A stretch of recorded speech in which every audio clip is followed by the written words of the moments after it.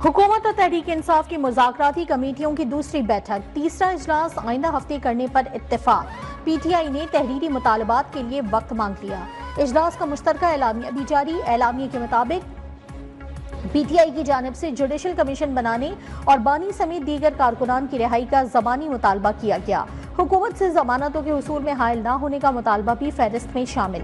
नायब वज़ीर आज़म इसहाक डार ने कहा कि तवक्को थी कि आज PTI तहरीरी तौर पर मुतालबात पेश करेगी।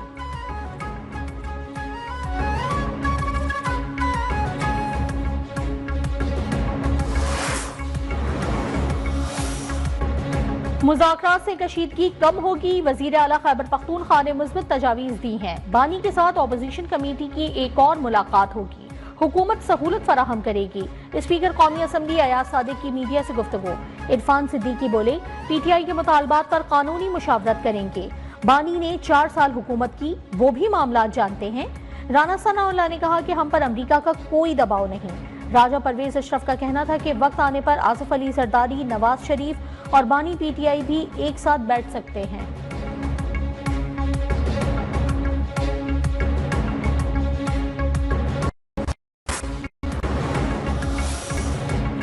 जरा सोचें, साजिश कामयाब हो जाए, बानी PTI हाकिम बन जाए तो मुल्क का क्या होगा? वजीर दिफा ख्वाजा आसिफ का सवाल। एक इंटरव्यू में कहा, मेरा नहीं ख्याल कि कोई बानी को बाहर भेजने को तैयार हो। हुकूमत ने कभी उन्हें बनीगाला या बाहर जाने की पेशकश नहीं की। बानी ने बराह रास्त हमारे दिफा पर हाथ डाला। PTI रोजाना झूठ का सहारा लेती है। इनकी सारी सियासत ही झूठ है। जिन लोगों को रिहा किया वो 1.5 साल की सजा काट चुके थे, 2 माह की सजा बाकी थी।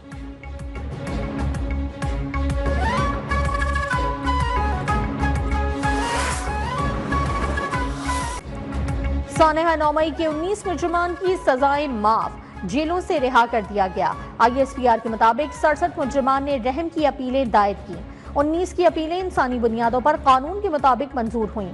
48 पिटिशंस कानूनी कार्रवाई के लिए कोर्ट्स ऑफ अपील को इरसाल कर दी। रिहा मुजरिमान की रहम की पिटिशंस भी सामने आ गईं। मुजरिमान ने सानेहा नौमई के वाकयात में मुलव्विस होने का एतराफ भी किया। तमाम मुजरिमान रियासत के खिलाफ अपने गलत कामों पर शर्मिंदा।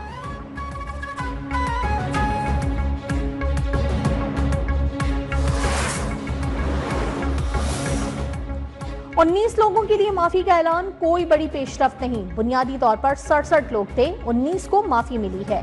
48 ने अपनी अपीलें फाइल की हुई हैं। चेयरमैन PTI बैरिस्टर गौहर की मीडिया से गुफ्तगू। उन्होंने कहा कि किसी भी सिविलियन का ट्रायल मिलिट्री कोर्ट में नहीं हो सकता। शेर अफजल मरवत ने 19 अफराद की माफी के फैसले को खुशाइन करार दे दिया।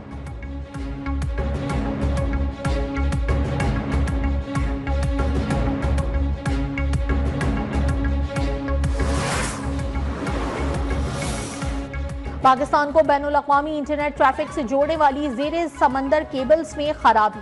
PTA का अलर्ट जारी। कहा, कतर के करीब सबमरीन केबल में खराबी की इत्तला है। पाकिस्तान भर में इंटरनेट ब्रॉडबैंड सारिफीन को मसाइल का सामना करना पड़ सकता है। मुतालिका टीमें खराबी दूर करने के लिए कोशां हैं।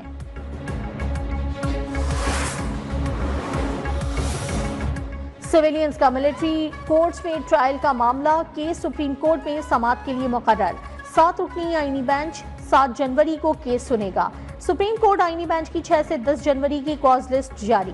बानी PTI की 8 फरवरी इलेक्शन पर दरखास्त भी समाअत के लिए मुकर्रर।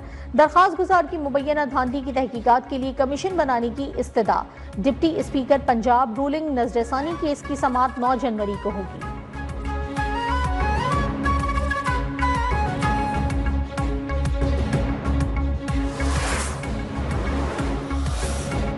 कराची कैंट स्टेशन पर ट्रेनें 5 से 10 घंटे ताखीर का शिकार। मुसाफिरों को शदीद परेशानी का सामना। कराची आने और जाने वाली ट्रेनों का शेड्यूल शदीद मुतासर।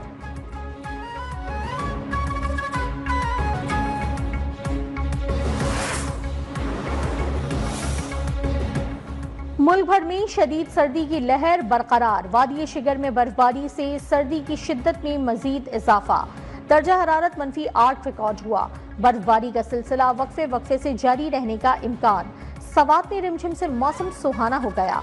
कालाम, महोडंड और मालम जब्बा में हल्की बर्फबारी। ठंडी हवाएं चल पड़ी। मानसहरा, वादी कागान, नारान में भी बर्फबारी जारी।